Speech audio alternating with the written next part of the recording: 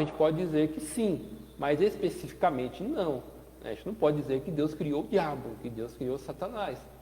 Tá? Mas todas as criaturas que existem foram criadas por Deus. Então a gente só tem que tomar cuidado com esses detalhes, porque eu estou falando isso porque eu já fui pego nesse tipo de pergunta.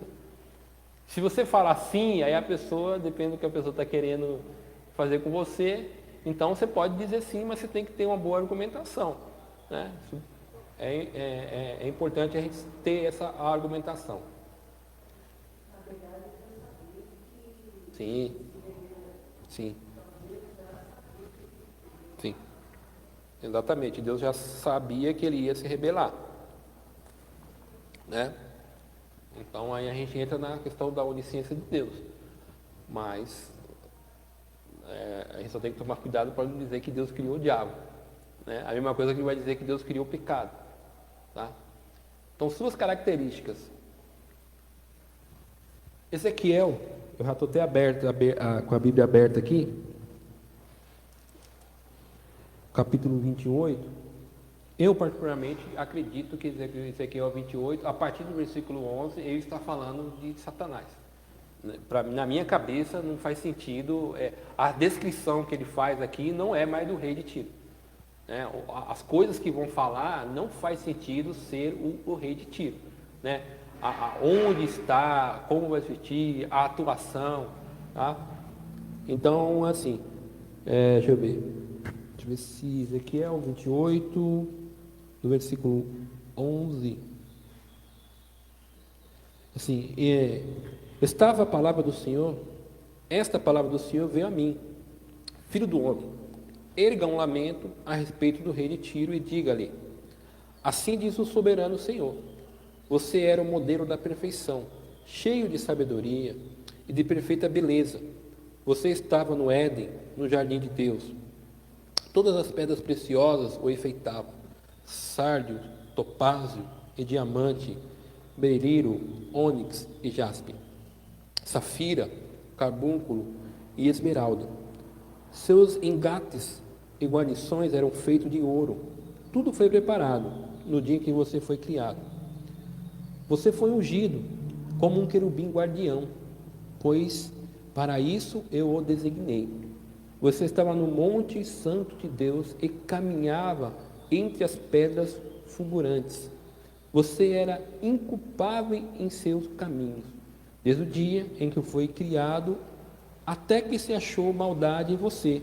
Por meio do seu amplo comércio, você encheu-se de violência e pecou. Por isso eu lancei humilhado para longe do monte de Deus. Eu expulsei, ó querubim guardião, do meio das pedras fulgurantes.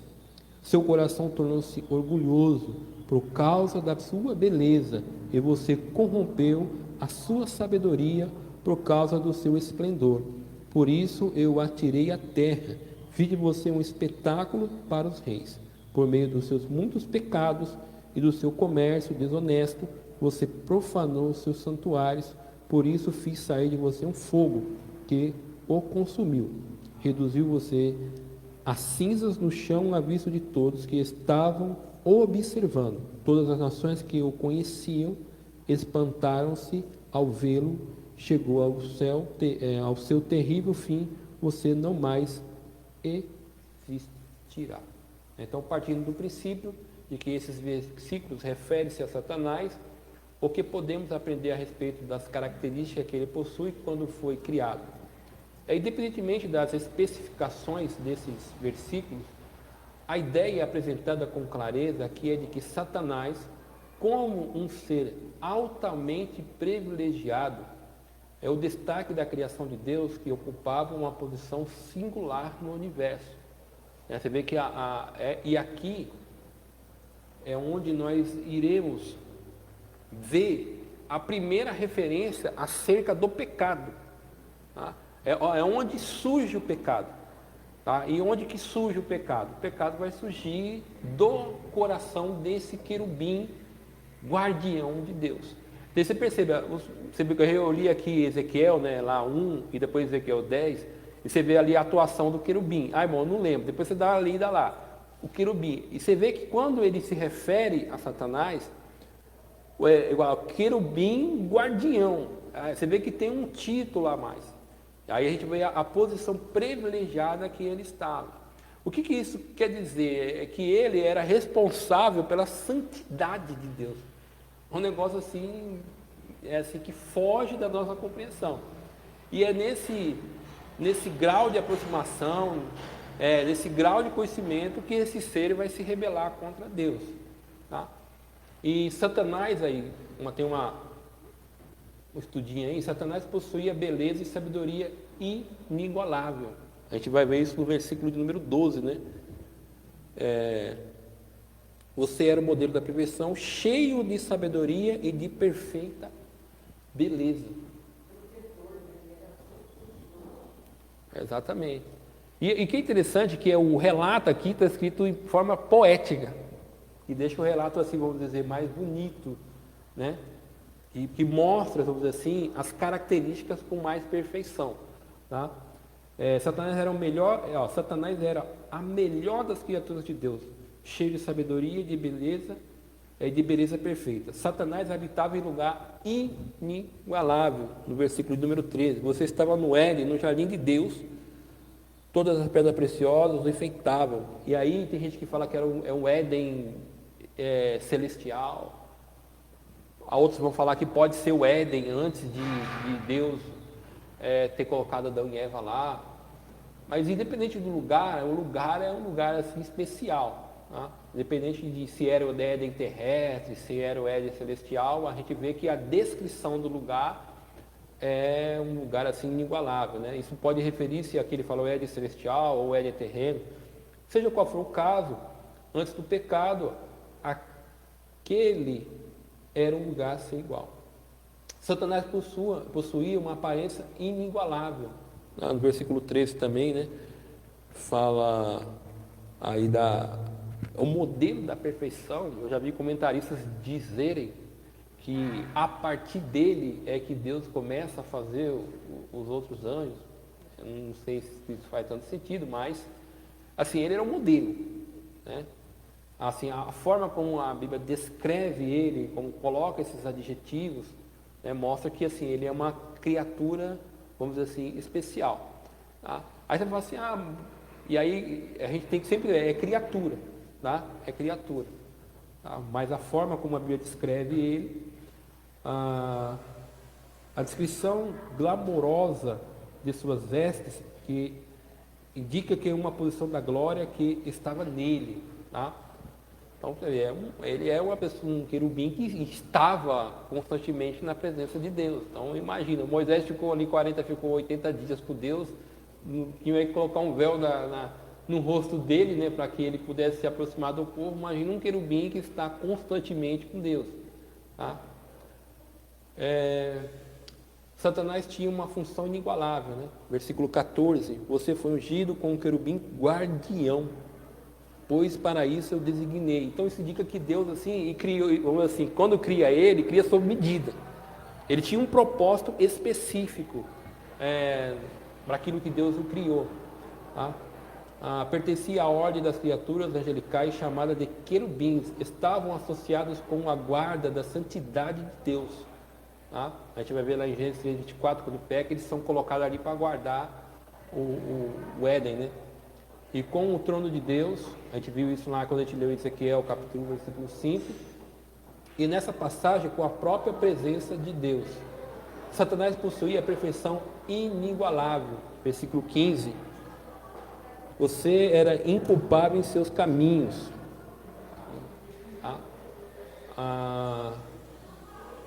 Ele era perfeito no sentido de ser completo e de possuir integridade moral absoluta. Aí, de novo, tem que frisar aqui.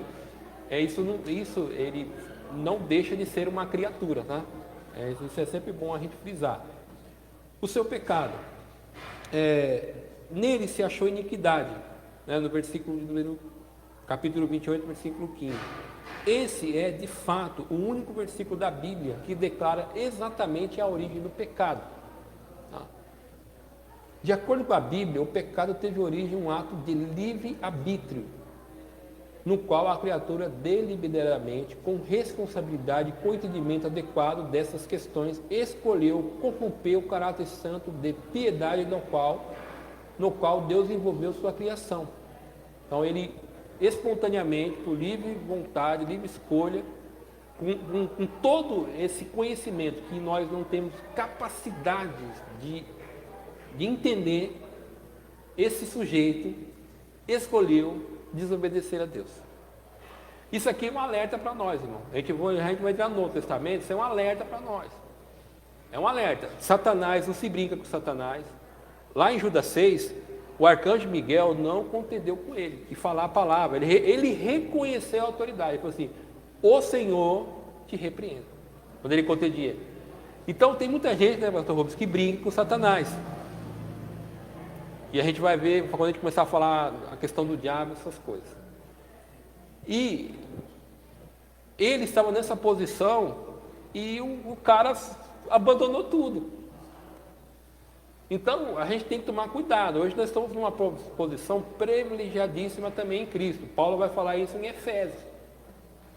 Ele transferiu nós do reino das trevas para o reino da sua maravilhosa luz. A gente tem que entender o que a Bíblia está falando.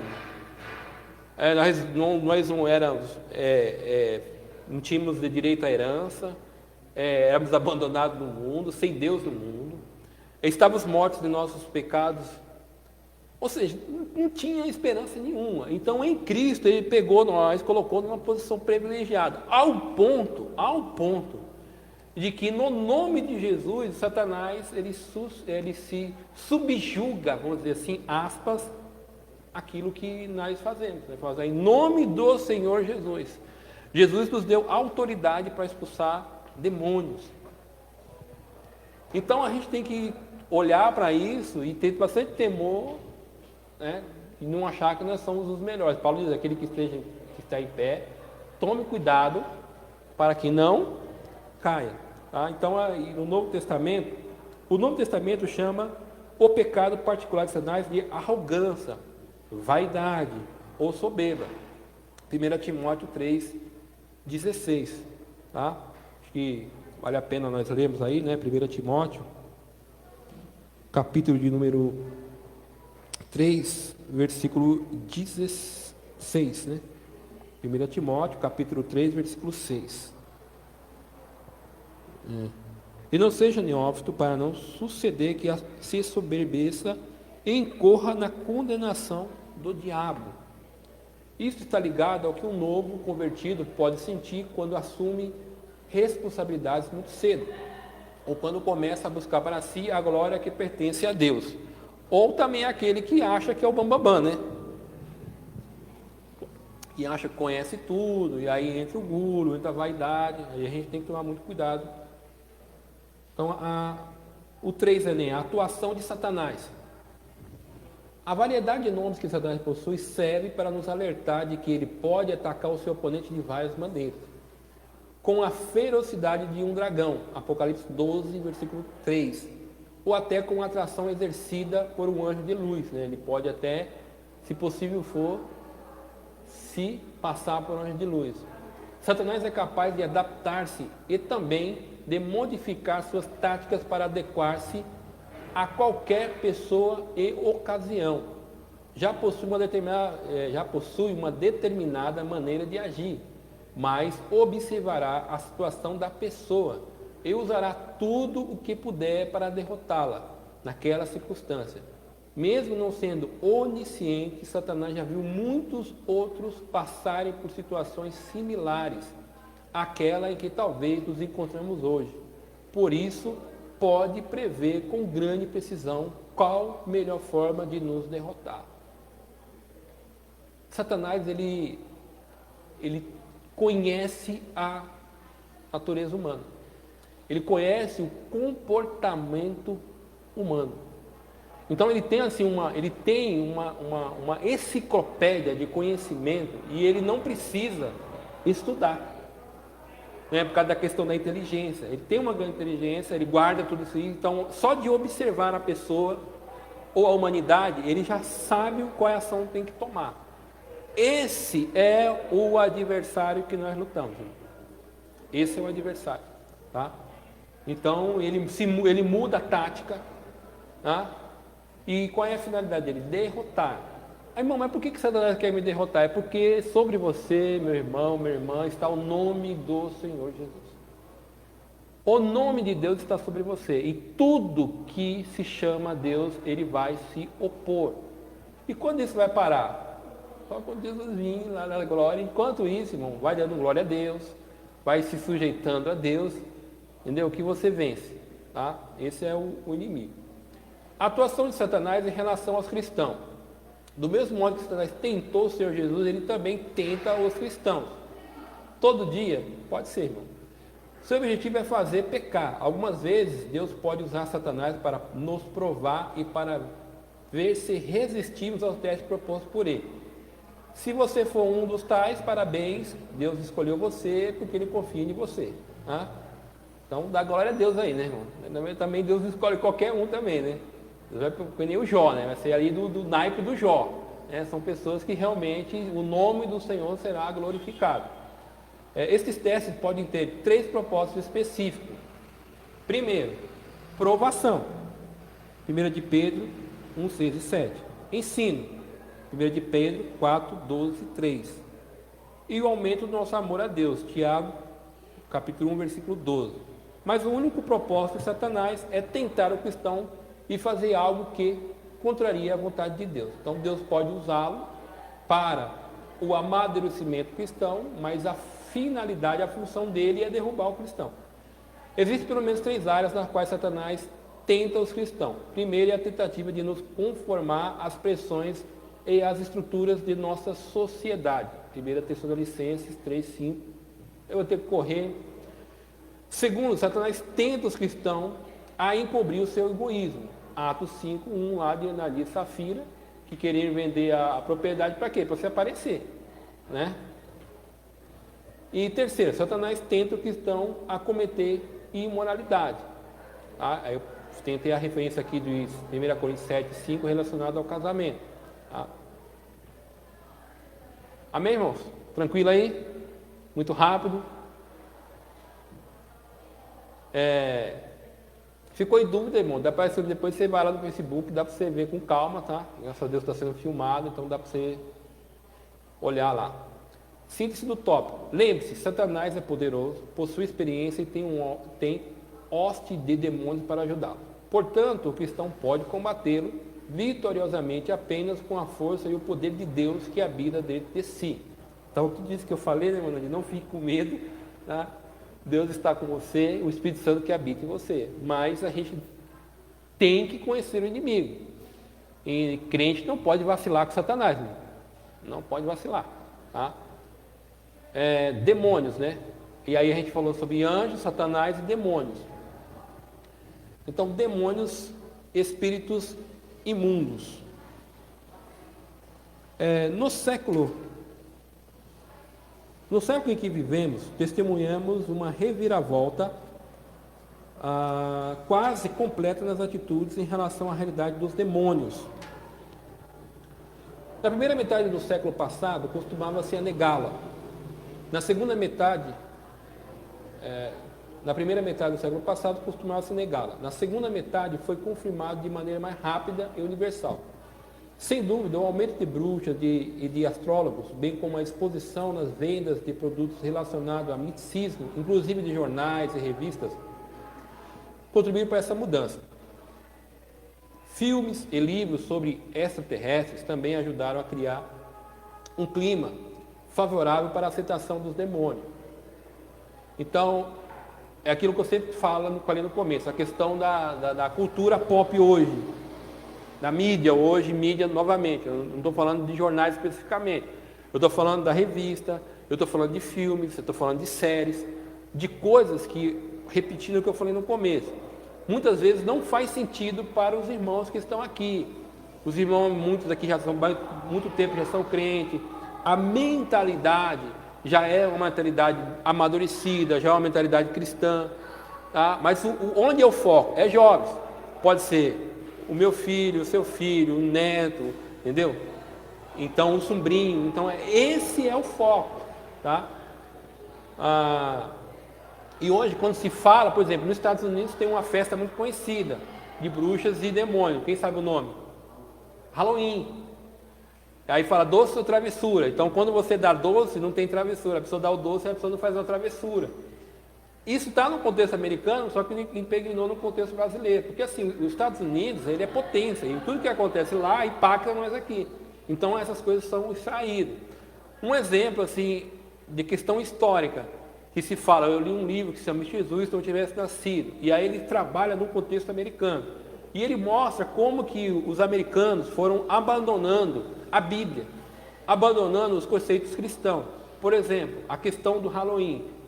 Antigamente nos Estados Unidos, lá na década de, sei lá, 30, 40, até 50, se não me engano, os alunos chegavam nas escolas e oravam antes de começar a aula. E o que foi acontecendo? O Estado foi proibindo isso. Não pode orar aqui. Você pode orar na sua vida, mas aqui não pode. Só que na vida não existe vácuo, irmão. A gente vê isso falando em questão da política, mas na vida não existe vácuo. Quando você tira alguma coisa tem que tomar lugar. E o que foi tomando lugar nos estados da cultura americana? As bruxas. Hoje eu esqueci o nome lá em inglês, não sei como é que fala, de umas bruxas que se reúnem na floresta. E eles simulam sacrifício humano, e tem até alguns casos, quando você começa a ler, que realmente eles chegam a matar até animais. Tem alguns casos lá que falam de matar pessoas, para você ver o nível que chega. Entendeu? Então, essas coisas vão tomando conta. Por exemplo, você vai assistir um filme hoje, você vê a questão da bruxa, você vê a questão lá daquele atividade paranormal, né? Mas o que isso faz? Banaliza, tá? É o que tem que dizer assim, o testemunho das Escrituras, sem dúvida alguma, confirma. O testemunho das Escrituras, sem dúvida alguma, confirma a realidade dos demônios. Embora nem todos que professam o cristianismo admitam a validade dessas evidências. Tem aí o pessoal liberal, a teologia liberal, que não acredita na atuação sobrenatural de demônios, né? Observe essa tentativa de diminuir a força de alguns ensinos da Escritura. Os demônios, muitas vezes, persistem como figura de linguagem. Haja vista personagens de filmes e séries, muito tempo após terem deixado de ser figuras em que se pode acreditar. Do mesmo modo, a menção ao nome de demônios no texto das Escrituras não é um testemunho automático de uma crença real nele. Então você tem os filmes e séries falando disso. Só que isso aqui mostra aquilo ali como se não fosse real. Até fala, mas assim, não existe uma personificação disso. São figuras de linguagem. Aí quando vai para a Bíblia, que realmente fala o que é, mas aí não é bem assim também. Então o que acontece hoje no contexto de filmes, de série, quando esse pessoal, aí não estou falando para crente, estou falando do pessoal que assiste. Então quando ele vai ter um impacto com a Escritura, ele acredita naquilo tudo que está lá, mas quando ele vai para a Escritura e a Escritura mostra, não é bem assim, entendeu? Então há um conflito, porque a Escritura vai mostrar a realidade, tá? Aí eu mostro para os irmãos agora aí, tá vendo? O que é isso? É o Good Omens, que é bom presságio, e sobrenatural. Não sei se quem já assistiu alguma dessas séries ou filmes. Então, mas você não pode ver. Quando eu falei assim, talvez ninguém assista, mas talvez o seu sobrinho assista, o seu filho assista, o seu neto assista, entendeu? O sobrenatural, esse Good Omens, é só para quem assim tem as plataformas de streaming, por exemplo, Netflix, Prime Video, HBO, Telecine Play. Então você vai lá. Esse do Good Omens, que é esses dois homens que estão um preto e um branco, esse é um anjo bom e um anjo mau. E eles trabalham junto lá em parceria, entendeu? O sobrenatural, esse que está com um sobretudo, ele é o Castiel, ele é um anjo do bem. Aquele que está lá perto do carro, ele é um anjo do mal, na verdade ele é o próprio Satanás. E de vez em quando lá no filme, ele é bonzinho. Então eles pegam coisas que, Satanás não tem esse negócio de bom não, é maligno. Os demônios nem negócio de bom, eles são malignos, eles vêm para destruir. Mas os filmes vão quebrando esse tipo de coisa que a Bíblia narra. Então isso a gente fala que é a cultura pop. Aí você vai, olha lá, o Lúcifer, olha lá, tem ali Lúcifer, é uma série que está lá. E você vê, o Lúcifer lá é bonitão, né? Entendeu? É uma coisa atrativa, não para mim nem para você, mas para os jovens, adolescentes. tá? E tem esse que é Anjos e Demônios, que é o Dan Brown. O Dan Brown foi aquele filme que ele fez lá, que ele fala que Jesus teve um relacionamento com Maria Madalena e que ele fala que o Santo Grau é a descendência da Maria Madalena, que é o descendente vivo de Jesus. Então esses filmes, essas coisas estão aí, entendeu? Então quem tem celular, se você vai lá, entra no Google, lá você vê, daqui a pouco você vai lá, Prime Video e tal. Imagina os jovens que têm a celular hoje à mão, né, os smartphones, eles podem assistir série na hora que eles quiserem. Então, e aí assim, ele não tem uma base bíblica teológica aprofundada. Aí ele começa a ver lá que aí tem aquele também, o Harry Boy, já ouviu falar do Harry Boy lá, que é um demônio que é do bem, né? Um demônio que é um herói, já viu um negócio desse? Então é esse tipo de cultura que é. Então, as séries, elas vão banalizando os demônios. Então, nós como igreja temos que fazer o quê? Nós temos que mostrar a realidade desses seres. Para que eles existem, qual é a finalidade, qual é a função deles. Tá? Então, isso é o que acontece aí vamos dizer, no mundo aí. A gente está aqui, mas isso está. É que nem eu disse, para os irmãos e irmãs, às vezes não faz nem sentido. Mas, para os jovens e adolescentes, se eu tivesse uma classe de jovens e adolescentes e eu mostrasse aqui, muitos deles sabiam do que ele está falando. Se eu falasse, você sabe, eu falasse aqui, eu não sei se os irmãos já ouviram falar ou já assistiram. Por exemplo, eu já assisti dois, eu assisti o Sobrenatural e já assisti esse Anjo de Demônio. O Anjo de Demônio eu não lembro. Estava passando e eu assisti. O Sobrenatural, para você ter uma ideia, nós falamos sobre, a gente vai falar já sobre a origem dos demônios. Por exemplo, tem gente que pensa que o espírito era um espírito das pessoas má. O Sobrenatural, eles mostram, vamos trabalhar nessa linha. Eles falam que alguns demônios são pessoas que foram, assim, morreram e estão lá no purgatório e assim, são espíritos encarnados. E aí eles ficaram muito tempo na Terra, aí eles ficaram nervosos e se tornaram em demônio. Tem outros filmes que trabalham nessa linha também. Então você vê, eles pegam uma coisa da teologia que foi pensada e coloca no filme. A gente não dá ideia para essas coisas, mas o pessoal pega e planta isso para o quê? Para trabalhar na mente das pessoas. Claro que, biblicamente, a gente não tem como dizer isso, porque Jesus, lá em Lucas 16, quando ele fala da vida após a morte, ele deixa bem claro que quem está lá não pode retornar. E quem diz isso é o próprio Senhor Jesus. E quem ele é? Ele é a autoridade máxima da Escritura. Se Jesus disse, irmão, está falado. Então não tem como retornar. Quem morreu, ou está no inferno, ou está no paraíso. Não tem como sair de lá? Tem como dar um oi aqui? Não, não tem. Um olá, um oi, não tem como fazer nada. Já está lá e só vai sair no dia predestinado por Deus. Tá? Aí, espíritos desencarnados numa raça pré-adâmica. O sobrenatural trabalha com essa ideia também. Só que quando Jesus fala de Adão, ele fala o quê? Que Adão ele foi o primeiro homem. Jesus deixa claro, e de novo, Jesus é a autoridade máxima. Paulo, no discurso em Atenas, em Atos 17, ele diz assim, e de um só homem ele fez toda a raça humana. Ele está falando de quem? De Adão. Então esse negócio de raça pré-adâmica não existe. Por que eu estou dizendo isso? Porque às vezes a gente vê as pessoas falando, você vê pessoas pregando, e isso não tem base bíblica. Tá? Não tem base bíblica. Aí tem uma linha aqui, que eu acho que o Márcio deve conhecer, que é a questão que vai falar que os demônios são a descendência de Adão, de Caim, de Sete lá, que se corromperam e tiveram relacionamento com os anjos. Então tem uma linha teológica que diz que aqueles anjos que estão no abismo, lá no Tártaro, eles estão lá porque, além de eles se rebelarem contra Deus, eles tiveram relacionamento com os seres humanos. Então qual que foi a sentença de Deus? Deus jogou eles no abismo. É uma linha teológica. Tá? Mas qual é a linha que é muito mais bíblica? É que os demônios são anjos caídos. Que são aqueles anjos que, junto com Satanás, se rebelaram contra Deus. Então, esses seres que são os demônios, os anjos caídos. Então, é a linha mais aceita, é uma linha que é muito mais coerente biblicamente. Tá? Então, eu estou falando essas coisas porque às vezes a gente escuta as coisas, a gente não sabe a origem de onde vem. Tá? Então, esses filmes aí, eles trabalham dentro dessas linhas. Que, assim, vamos dizer assim, é desprezada, vamos dizer assim, pela igreja tradicional, como uma linha teológica, a Bíblia ortodoxa, correta, mas esse pessoal aí, eles trabalham com isso daí, entendeu? Então, eu estou falando isso porque às vezes o irmão vai na casa de uma pessoa, do seu sobrinho, da sua irmã, né, ou do filho, e você vê, você tem que se atentar e de uma forma, com sabedoria, falar, sabe disso aí, e tal, isso, e tentar explicar qual é a origem dessas coisas, tá? Então vamos correr aí rápido aí para terminar, né? Demônios, espíritos imundos. A realidade dos demônios. O testemunho de Cristo. Durante o seu ministério terreno, nosso Senhor muitas vezes expulsou demônios de várias pessoas. Esses casos, obviamente, comprovam a sua crença em que eles realmente existem.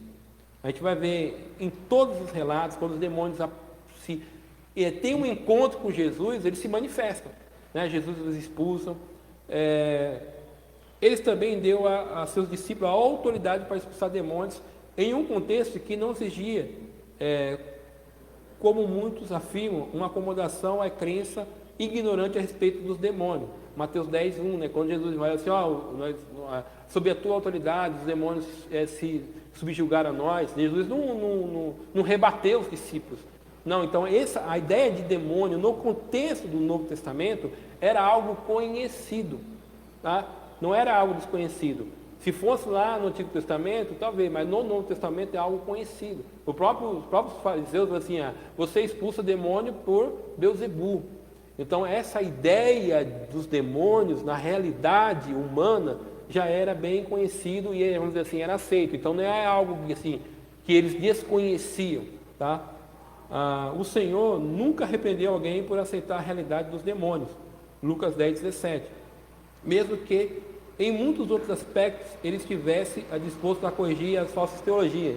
Tinha pessoa que colocava alguma coisa no demônio, então Jesus lá e corrigia isso.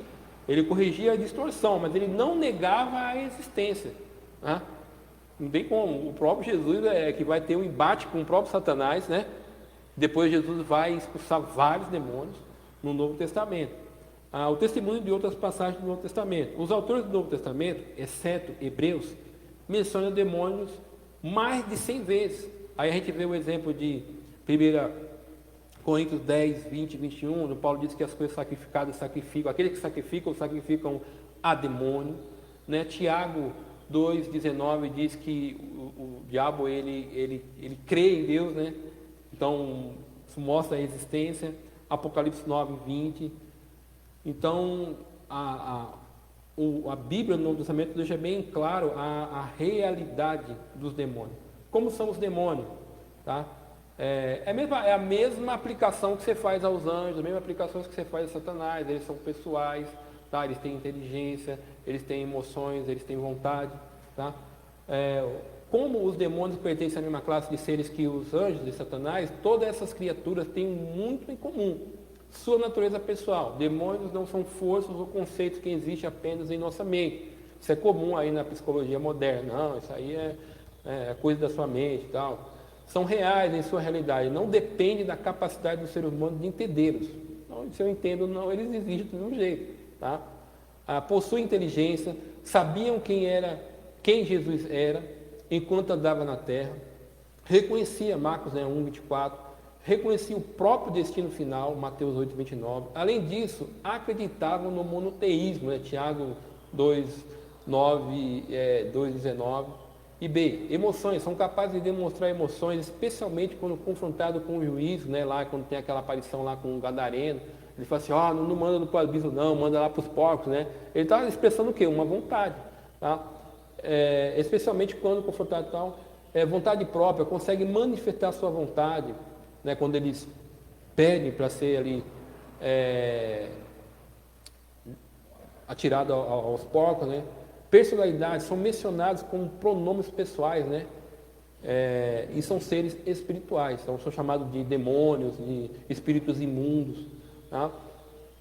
Sua natureza intelectual, demônios demonstram ter grande inteligência, como seria esperado de uma ordem superior, né? Então é só ler as referências acima, tá? Então os demônios são bobinhos, né? Tem pessoas que pensam que demônio é bobinho, né? Não é, tá? São seres extremamente inteligentes. Tá? Sua natureza é imoral, né? Como são os demônios ainda continuando. 3. Sua natureza é imoral. Em seu ser, os demônios são chamados de espíritos imundos, espíritos malignos, espíritos de demônios imundos e as forças espirituais do mal. Em seus objetivos, imoralidade é tudo aquilo que se opõe ao que é bom. Mas o bem supremo deve estar relacionado à vontade de Deus. Portanto, a conduta imoral dos demônio podem incluir tudo que se põe à vontade de Deus. E moral aqui, não estou falando só na questão da sensualidade, mas na questão de bem de puro e impuro. Entendeu? É nesse sentido. Então, tudo que se opõe a Deus, por isso que eles são imorais, eles vão induzir as pessoas para tudo aquilo que se opõe a Deus. Seus poderes, a sua força, às vezes, os demônios, a sua força. Às vezes o demônio pode exibir força sobre-humana. Quando toma o corpo de seres humanos, o demoniado de Gadareno conseguia despedaçar suas cadeias, seus grilhões. Marcos capítulo 5, do versículo 3 até o versículo número 4. Os filhos de Seba foram espancados, né? Tomaram uma surra lá, né, por um homem possesso por demônio. Atos 19, foi brincar lá com o pessoal lá, eu te expulso em nome de Paulo, né, Jesus, né, eu conheço Paulo e sei muito bem quem é Jesus, quem é você? Deu um pau lá no filho de Céfalo lá que saíram correndo, tá? E foi um homem só, né?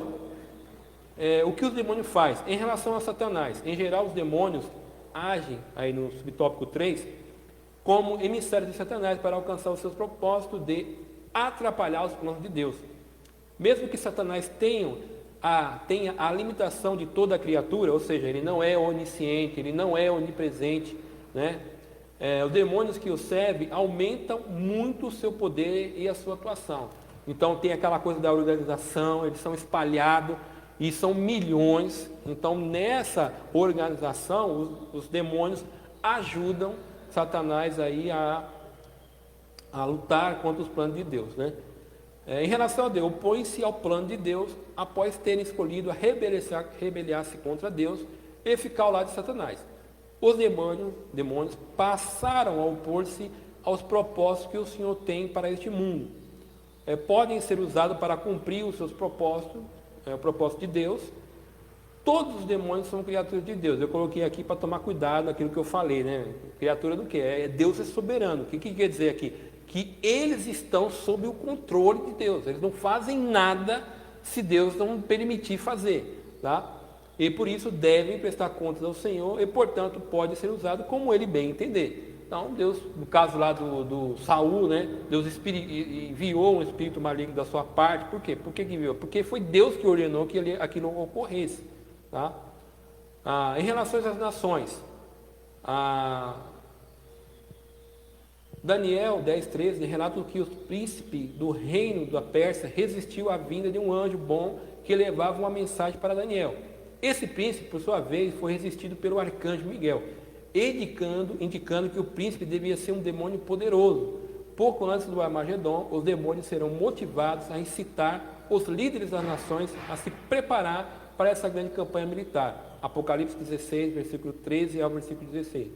Aparentemente, existe uma guerra entre os anjos e os demônios que envolve as decisões das nações da terra. Pode ser que está acontecendo agora aí. Em relação às pessoas, causam aflições, os demônios têm a capacidade de causar doenças físicas, mudez, cegueira e mudez, convulsões, podem gerar distúrbios mentais, perversão. O fato de serem chamados de espíritos imundos demonstra que tudo o que eles fazem perverte o que é limpo e é correto. Possessão demoníaca é o controle de um ou de vários demônios sobre uma pessoa quando se apossam dela, tá? Então é o que eles fazem aí em relação a Deus, em relação às nações, em relação às pessoas. E revestível de toda, o resumo do tópico, né? Revestível de toda a armadura de Deus, para que possais estar firmes contra as astutas ciladas do diabo, porque não temos que lutar contra a carne e o sangue, mas sim contra os principados, contra as potestades, contra os príncipes das trevas deste século, contra as hostes espirituais da maldade dos lugares celestiais. Efésios capítulo 6, versículo 11 e versículo de número 12.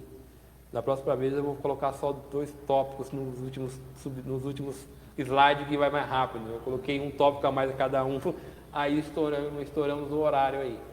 Amém, irmão? Eu peço que, então, com isso eu espero que vocês tenham aprendido um pouco mais sobre os nossos adversários, sobre os anjos, e que esse tipo de coisa, eles nos ensina como que nós devemos lidar contra os espíritos malignos, né? A gente vê muito no nosso ambiente pentecostal, carismático, como as pessoas desdêm, né, do diabo, e como as pessoas ridicularizam. Quando isso acontece num contexto secular, as pessoas não têm o conhecimento. Agora, quando acontece no ambiente de igreja, é preocupante, porque nós temos a Escritura. Lembra da revelação especial de Deus, que é a Escritura? Então, nós sabemos e podemos saber qual é a forma que Ele vai atuar. E como que a gente luta contra isso? É Efésios 6:2, revestido de toda a armadura de Deus. Tá? É assim que nós vamos lutar. E a gente tem os anjos bons, né, da parte de Deus, que lutam em favor daqueles que irão herdar a vida eterna. Tá? Então tem um exército lá de lá? Sim, mas tem um exército lá de cá também. Tá? Então vamos orar em nome de Jesus. Eu quero agradecer a todos nesta manhã. Lembrando que hoje nós temos culto aí às 16h30. Pelo que eu ouvi, o nosso pastor Ignazio estará ministrando a palavra de Deus aí, né? 18h30, né? Então vamos orar em nome de Jesus. Pai, em nome de Cristo, nós queremos louvar a Ti por esta oportunidade que o Senhor nos concedeu nesta manhã, de podermos ser moldados pela Tua palavra, sermos edificados, orientados, e que o Senhor possa falar melhor ao coração dos Teus filhos e filhas. Abençoa aqueles que estão agora assistindo, aqueles que irão assistir, e que este ensino possa ser proveitoso para as suas vidas, para a condução da sua vida espiritual aqui na terra. Nos dá um dia abençoado e que possamos nesta noite nos reunirmos aqui para adorarmos a Ti na beleza da Tua santidade. É o que nós te pedimos, te agradecemos, no nome do Senhor Jesus. Amém. Deus abençoe a todos, irmãos.